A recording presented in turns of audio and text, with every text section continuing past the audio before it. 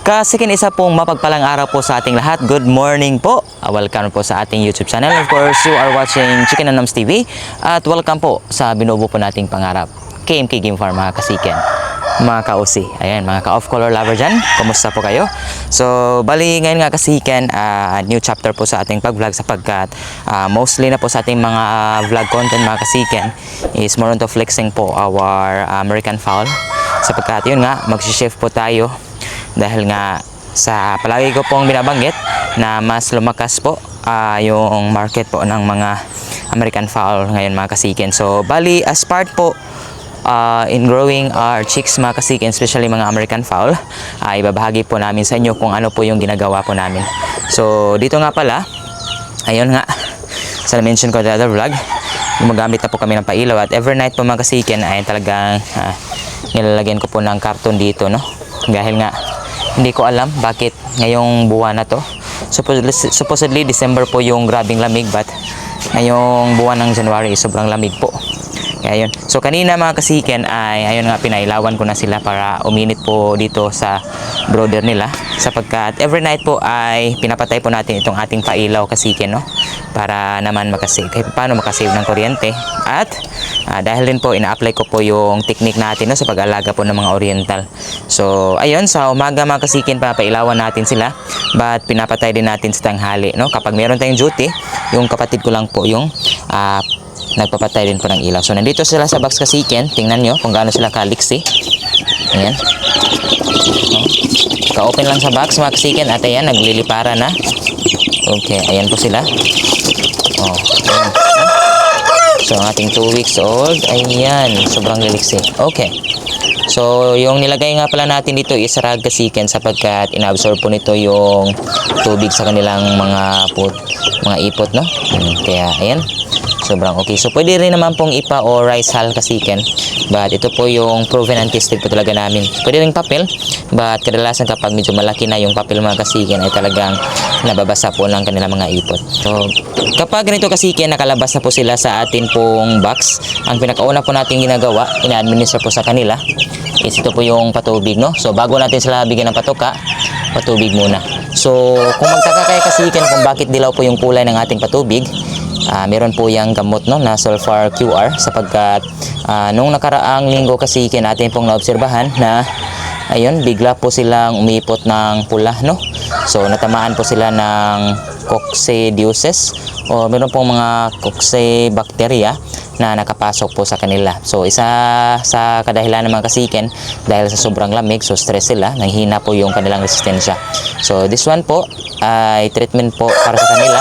So ika-4 na araw na po nila ngayon mga kasiken, no? At the next 2 days ay syempre i-withdraw na po natin sila sa paggagamot kasiken, no? So balik na po tayo sa natural probiotic at saka plain water po sa kanila mga kasiken. So, bali maya mga kasiken ay syempre bibigyan na po natin sila ng patuka at while waiting po, so ipapakita ko na rin po sa inyo yung update po ng aming pong mga tig 2 months old po na mga hatch gray, sapagkat ayun, medyo maganda na po sila kasiken, kaya samahan niyo po ako. Tapos na po akong magbigay ng patuka sa ating mga alaga, sapagkat medyo kaunti na lang po sila.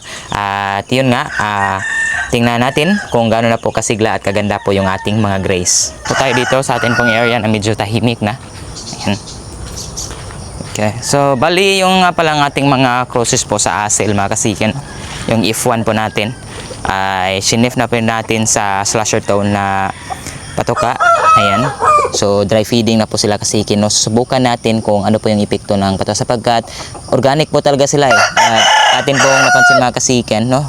Wala pong masyadong puwersa yung kanilang mga paa, kaya nandito. Ayan, so pinakain po natin.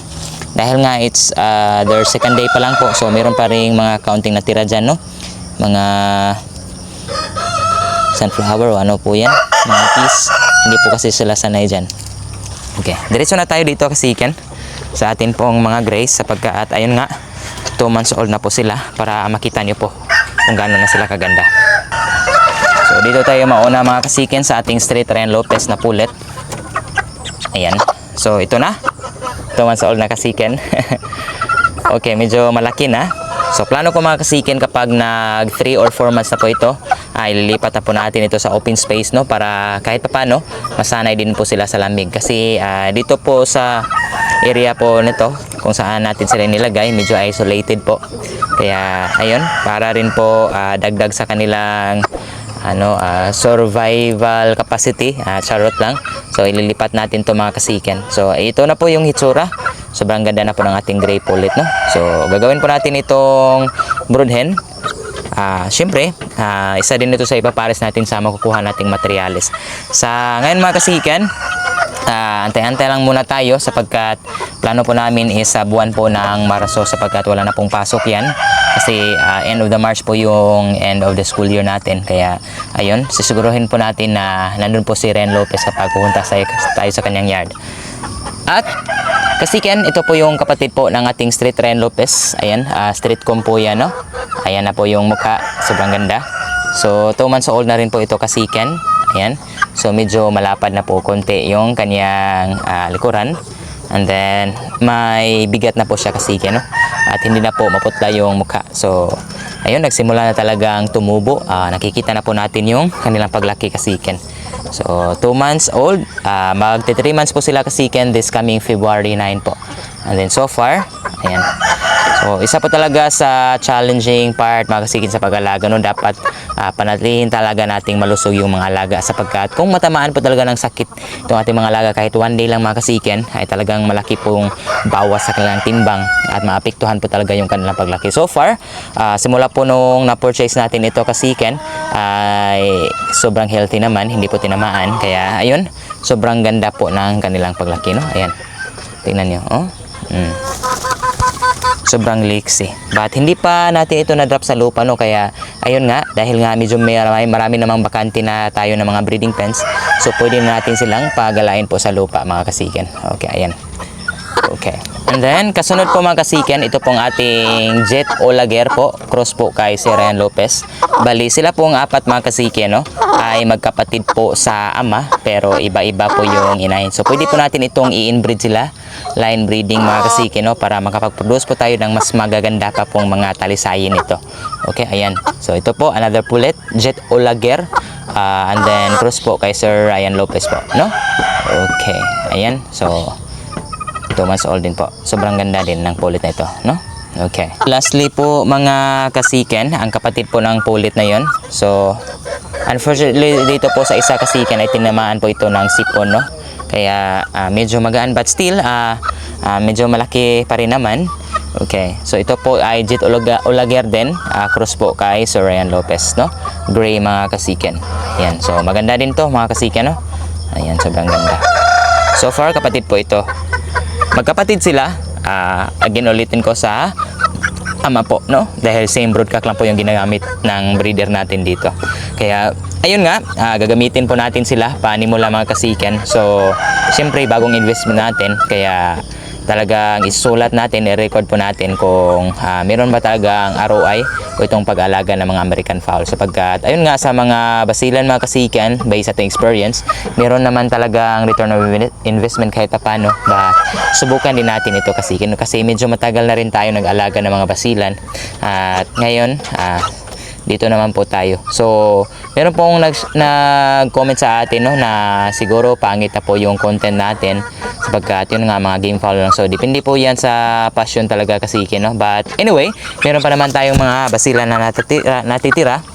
So, kung ano yung maiwan sa atin, syempre alagaan natin kasiken, no. Kasi sayang din po kapag ayun ma-phase out po, no, lahat po ng mga basilan natin.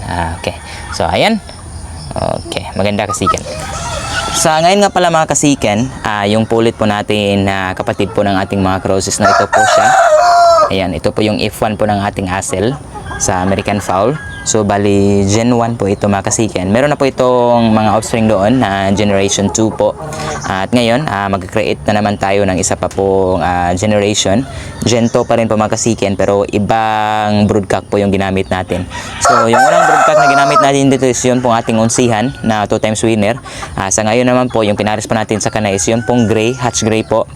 Mula po kay Sir Garces. F1 din po yun. Kaya F1 to F1 na po tayo mga kasiken, no? So, subukan natin sapagkat yung pong main goal po natin mga kasiki, no, bukod po sa ating pagkakitaan is talaga pong isa sa major goal natin is gumawa po ng sarili nating linyada, no, gamit po yung mga selected po natin na mga breed po or palahi ng manok dito sa yard. Kaya ayun, so hopefully maganda po yung magiging resulta, but still selection process po tayo mga kasikin, no. So I know mga kasikin, hindi po yung madali po yung pag-create po ng sariling linyada, but syempre pasensyoso tayo mga kasikin, ito yung passion natin. Kahit po it would take 5 to 10 years bago natin makuha po yung perfect na linyada natin, syempre talagang gagawin natin mga kasikin, no, sapagkat dito tayo nahumaling at ito po yung passion natin. Dito po magaan yung loob natin kasikin. Kaya kung ano po yung nakailigan natin, kung ano po yung nakakapagpasaya po sa atin, doon po tayo mga kasikin. Ang importante po, suportado ka po ng iyong pamilya. Good thing na lang din po kasi sobrang supportive po ng ating misis, no, pagdating po dito kasikin. Alright, so ito pinapakastahan ko po ito everyday, daily po mga kasikin. So pangalawang araw niya ngayon. So sa tingin ko susunod na mga araw is mangitlog na po ito kasi sobrang ganda na po ng kaniyang katawan, no. Kaya ayan, so hopefully maganda po ang resulta nito. At kasikin, tinatawag na po tayo ng mga pasisyo natin, bigyan na po natin sila ng patuka.